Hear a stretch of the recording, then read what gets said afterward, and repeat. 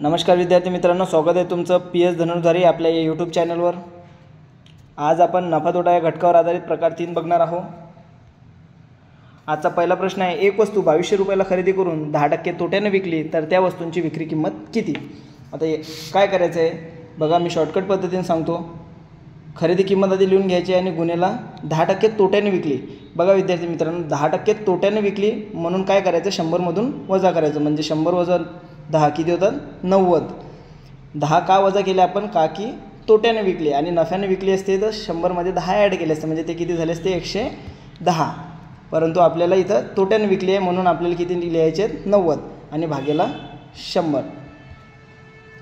भाग तोडायचा आहे, हे शून्य कट, हा शून्य कट, हा शून्य कट, हा शून्य कट। आता काय 22 नम 198 आणि 1 शून्य जसा तसा, म्हणजे 1980। ऑप्शन नंबर 2 हे तुमचं उत्तर असेल। पुढचं उदाहरण बघूया, एक वस्तू 2250 रुपयाला खरेदी करून 20% तोट्याने विकली तर त्या वस्तूंची विक्री किंमत किती। आता बघा, खरेदी किंमत आधी लिहून घ्यायची। आता 20% तोट्याने विकली म्हणजे आपल्याला काय करावं लागेल, 100 मधून 20 वजा म्हणजेच 80 आणि भागेला 100, बरोबर। आता काय करायचं, हा शून्य कट, हा शून्य कट, हा शून्य कट, हा शून्य कट, तर 225 गुणिले 8 म्हणजे किती 1800, म्हणजे ऑप्शन क्रमांक 3। पुढचं उदाहरण बघूया, एक वस्तू 2000 रुपयाला खरेदी करून 15% तोट्याने विकली तर त्या वस्तूंची विक्री किंमत किती। खरेदी किंमत आधी लिहून घ्यायची 2000 रुपये आणि किती टक्के तोट्याने विकली 15, म्हणजे 100 मधून 15 गेले किती राहतात 85 आणि भागेला 100।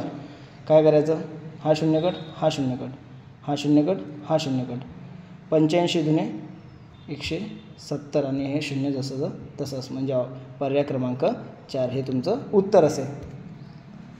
नंतरचा प्रश्न आहे, एक वस्तू 5000 रुपयाला खरेदी करून 30% तोट्याने विकली तर त्या वस्तूंची विक्री किंमत किती।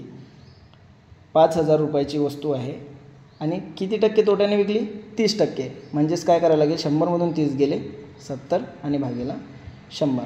हा शून्य कट, हा शून्य कट, हा शून्य कट, हा शून्य कट, 5 7 35 म्हणजे 2 शून्य जसेच तसे, म्हणजे तुमचं उत्तर येईल 3500, पर्याय क्रमांक 1। तर हा होता आजचा व्हिडिओ। लवकरच पुढच्या व्हिडिओमध्ये भेटूया, तोपर्यंत धन्यवाद।